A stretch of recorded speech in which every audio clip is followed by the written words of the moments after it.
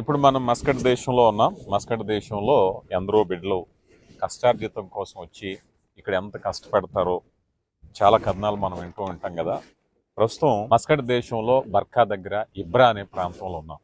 కొన్ని చోట్ల పట్టణ ప్రాంతాలు ఉంటాయి, దూర దూరంగా పల్లెటూరు ప్రాంతాలు ఉంటాయి. ఇక్కడ అంటే మనం కొన్నిసార్లు గల్ఫ్ దేశాలు అంటే సాధారణంగా చాలా నాగరికత దేశాలుగాను చాలా అభివృద్ధి చెందిన దేశాలుగా ఉంటాయి, ఖచ్చితమే. కానీ ఒక్కో చోట ఎలాంటి పరిస్థితులు ఉన్నాయో చూడండి. ఇక్కడి నుంచి మనం వెళ్ళేటువంటి దాన్ని ఇబ్రా అంటాం, బర్కా నుంచి.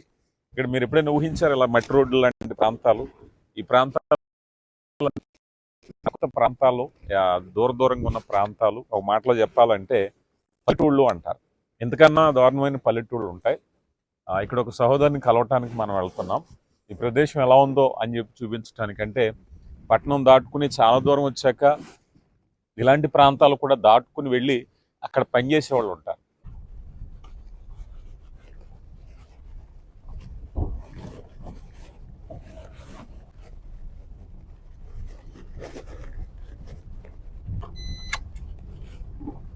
కుటుంబ బిడ్డలందరికీ నా ప్రత్యేకమైన వందనాలు.